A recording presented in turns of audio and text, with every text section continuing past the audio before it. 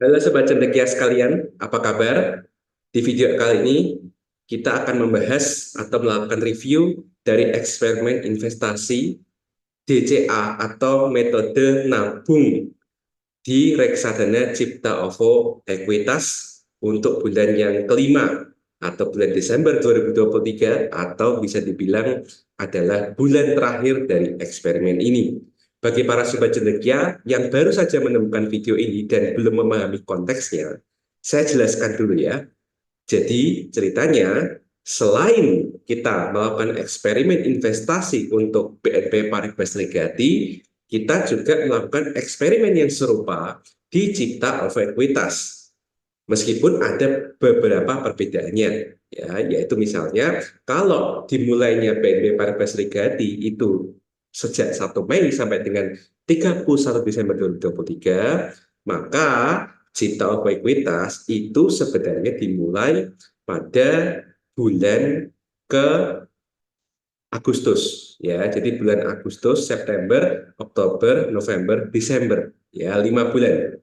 Tetapi yang berbeda dalam angka-angka setelah ini adalah bahwa sebenarnya saya itu sudah punya produknya sejak Maret 2022. Oleh karena itu, meskipun eksperimennya berlangsung selama 5 bulan, tetapi angka-angka yang terlibat di dalamnya itu sudah sejak Maret 2022. Oleh karena itu, kalau misalnya sedikit bingung, konteksnya seperti itu, seperti yang sudah saya jelaskan barusan. Oke, dan sama seperti di eksperimen sebelumnya, yaitu saya itu memiliki hipotesis bahwa entah Indonesia di tahun 2023 itu akan mengalami soft landing skenario atau hard landing skenario dalam artian makroekonominya itu memburuk secara perlahan atau memburuk secara crash, ya, itu hasil eksperimennya adalah negatif. Nah, di video sebelumnya yang terjadi,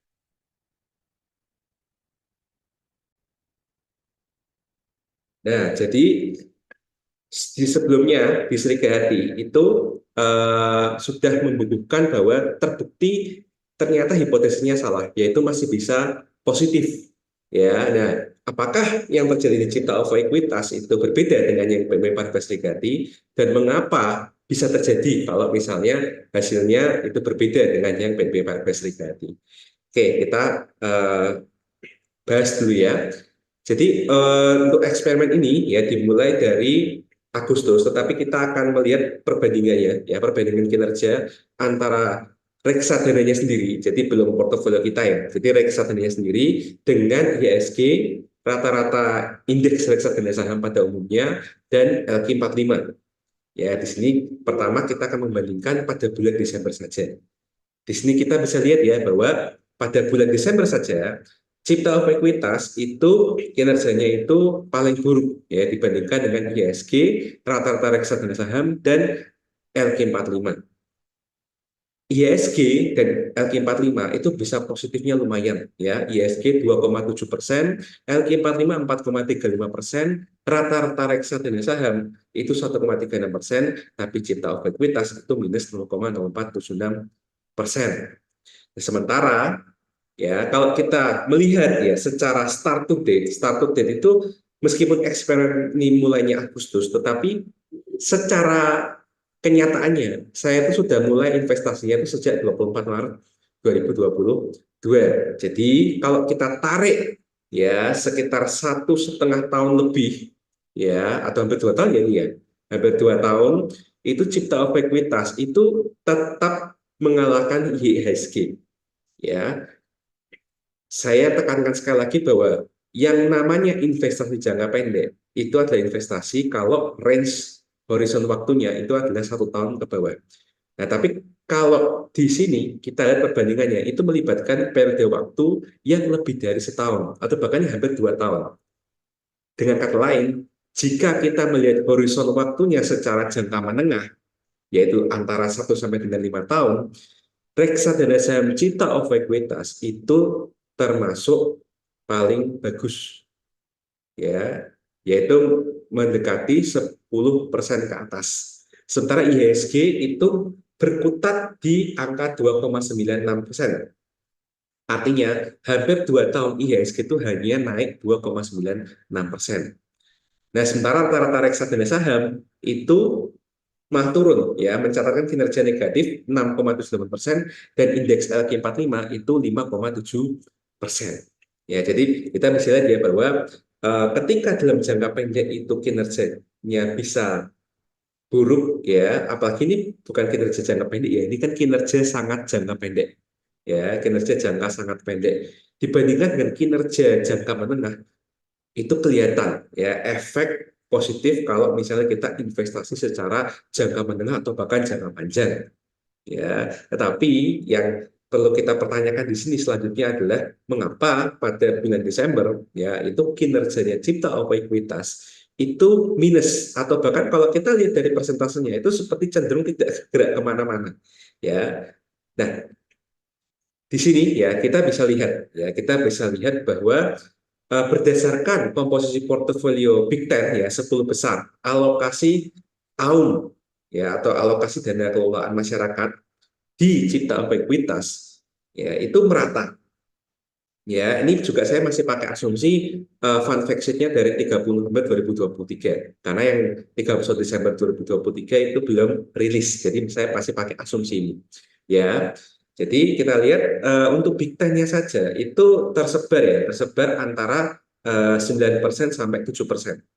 Ya, jadi peringkat 8 itu 7% terakhir, terus kemudian peringkat 9, ya. Jadi peringkat 8 sampai dengan peringkat 9 itu agak drop, ya, agak drop selisihnya. Kemudian 9 ke 10 juga agak drop juga selisihnya. Ya, jadi bisa kita bilang mungkin 8 lah, ya, 8 besar ini itu termasuk yang bisa menggerakkan Cipta Ekuitas secara kumulatif bersama-sama. Walaupun kalau kita lihat, ya, di video saya yang pertama bahwa Cipta Ekuitas sendiri itu isi dari komposisi portofolionya itu kan bukan cuma sekedar 10, bukan cuma sekedar belasan, bukan cuma sekedar 20-an, kan bisa lebih dari 20 atau bahkan 30. Saya agak lupa, ya. Silakan lihat di video yang pertama kali kita membahas tentang Cipta Ekuitas. Ya, dan kinerjanya pada bulan Desember sendiri kalau kita lihat itu sangat beragam, ya. Misalnya ICBP minus tipis, MAPA minus 1,8%, MAPI itu plus, ya, 4,07%, Prodia minus 1,82%. Nah, kemudian dua bank ini, ya, dua bank ini cukup signifikan karena kenaikannya di atas 5%. BCA naik 5,32%, Bank BRI naik 8,53%. Ini yang dua, ya, perlu diperhatikan. Terus kemudian Mandiri 3,42%, Adira Finance 2,34%, Trimegah Bangun Persada ini minusnya lumayan, ya, minus 2,9%, dan Goto, ya, Goto itu minus 14%. Jadi bisa dibilang, ya, bisa kita bilang sendiri bahwa kenaikan, ya, dari dua bank terbesar ini 5,32 dan 8,53% itu ternegasi efeknya atau ternetralisir, ya, ternetralisir efeknya karena Gotonya sendiri meskipun dia 4,01% tapi dia turun 14%. Sementara BCA BRI alokasi AUM-nya 8 dan 7,6%, ya, tetapi kinerjanya tidak bisa sampai 2 digit. Makanya ini saya bisa bilang kemungkinan besar, ya, kenaikannya itu ternetralisir Goto, ya, seperti itu. Oke, terus jadi intinya bagaimana hasil akhir investasi kita. Jadi di sini kalau kita memakai acuan tanggal 24 Maret 2022 sampai dengan 31 Desember 2023, ya, di mana pada tanggal 24 Maret, ya, sampai dengan Agustus, itu tuh saya diamkan aja dananya di situ. Kecil sih, tapi dananya diam di situ. Terus kemudian Agustus, saya melakukan eksperimen ini. Jadi setiap hari nambah 10.000, 10.000, 10.000, 10.000, sampai 31 Desember 2023. Di sini kita bisa lihat, ya, bahwa ternyata tetap saja kita mengalami minus. Oke. Nah, bahkan kalau kita bandingkan, ya, yang merah ini portofolio DCA kita, ya. Terus kemudian yang ungu, ya, ini adalah reksadana Cipta Ekuitas. Kalau misalnya kita, ya, itu menanamkan sekitar 1,7 juta sekian, ya. itu langsung di 24 Maret 2022. Itu seenggaknya kita masih naik 10,2%. Ya, tetapi karena kita ya berhenti di 2022, terus kemudian baru mulai masuk lagi akhir Juli atau bahkan awal Agustus, ya efeknya terdegradasi langsung. Sehingga kita meskipun polanya sama, kalau kita lihat di sini kan polanya kan hampir sama ya, nyaris sama dengan metode lamsam ya, pergerakan nafnya ya.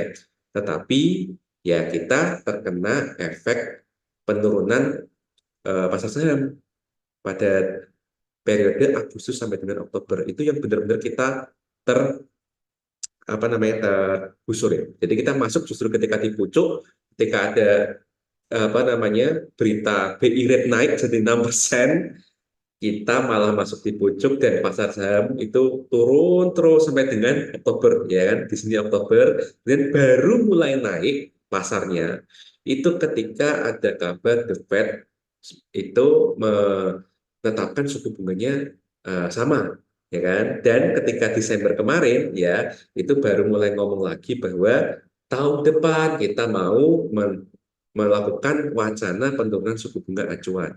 Dan seperti kita tahu bahwa Bank Indonesia kalau menetapkan BI rate, ya itu mau tidak mau itu juga mengacu pada the Fed ya. Karena kan salah satu kepentingannya itu adalah menjaga nilai tukar mata uang.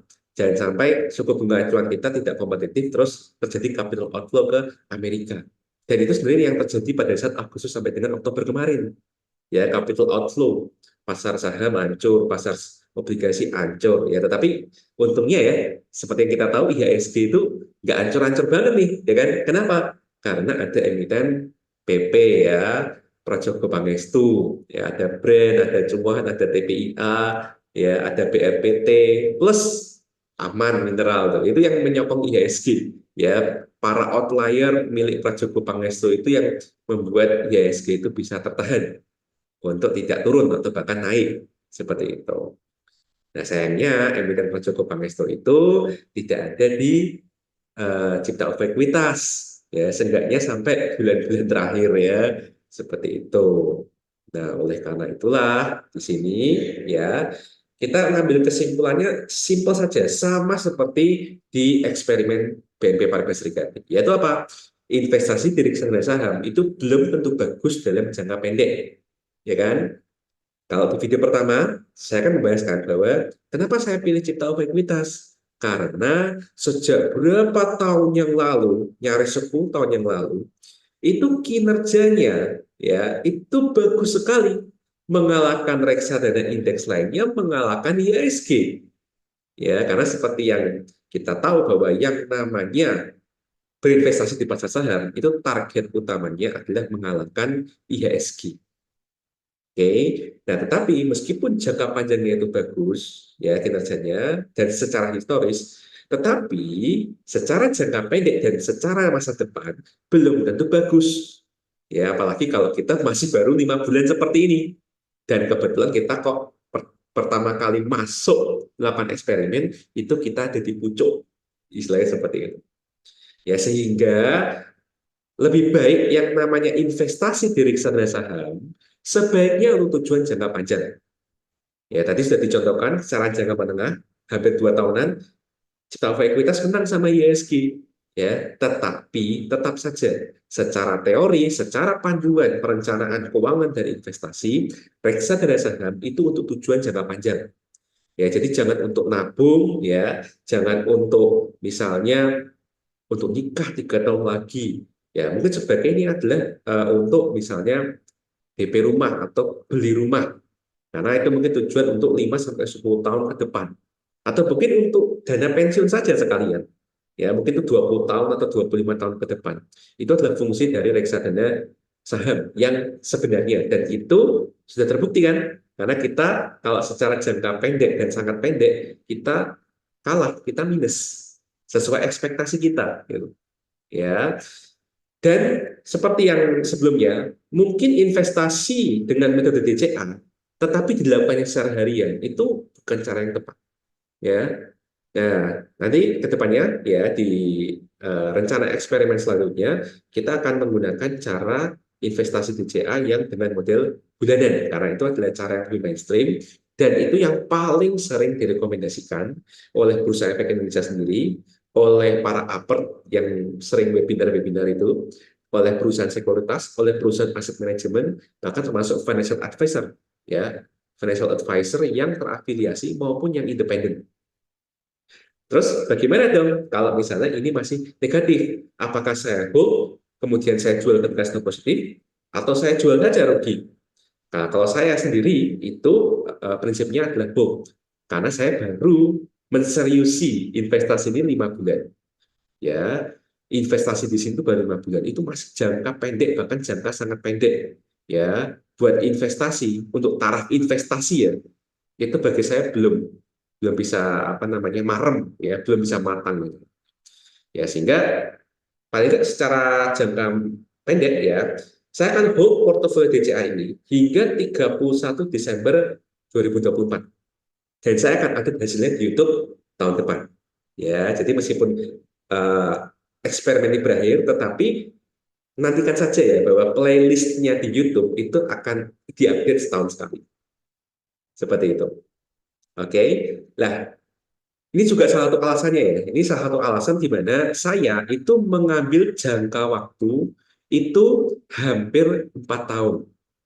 Ya, saya mengambil jangka waktu lebih dari 3 tahun dan dari sini kita bisa lihat ya bahwa meskipun reksadana cipta of ekuitas itu menghadapi yang namanya COVID-19 dan juga sama-sama turun drastis, tetapi sebelum penurunan dan setelah penurunan atau rebound ya, kita bisa lihat kinerjanya sebelum turun itu bagus dan setelah terjadi penurunan dalam kemudian rebound ya, ekonomi kembali pulih new normal sampai dengan sekarang itu kenaikannya lebih bagus arahnya ya ketimbang IHSG ya dan BNP Paribas Serikati sekalipun.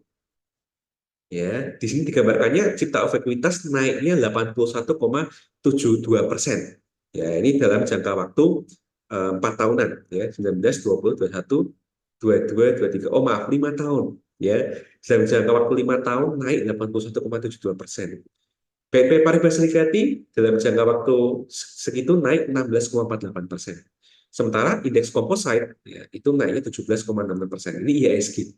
Ya, kita bisa lihat di sini. Oke, jadi itu yang membuat saya masih cenderung ya punya harapan terhadap reksadana cipta ekuitas kalau dipegang sampai jangka waktu 5 tahun ke depan. Ya, kita buktikan saja lah. Setiap tahun saya upload, kita buktikan. Nah, terus kemudian rencana eksperimen untuk tahun 2024 dari Cendekia Financial Center itu apa? Nah, seperti di video sebelumnya, ya target saya itu adalah reksadana Start Info Bank 15. Kalau ditanya alasannya secara singkat ya, yaitu adalah bahwa Infobank 15 itu adalah salah satu indeks saham yang mampu melampaui kinerja IHSG dan juga mampu melampaui kinerja indeks Serikahati. Nah, karena ini sangat menarik ya, fenomena ini sangat menarik, saya ingin mencobanya. Ya, tetapi meskipun saya sudah tahu tentang indeks ini sejak saya lulus S1 mengerjakan skripsinya sekitar tahun 2012-an, ya 10 tahun yang lalu lebih ya. Tetapi produknya sendiri itu belum pernah ada loh sejak 10 tahun yang lalu, sejak saya lulus S1 pertama kali. Ya, saya sangat menantikan produk ini dan produk ini baru lahir Agustus kemarin.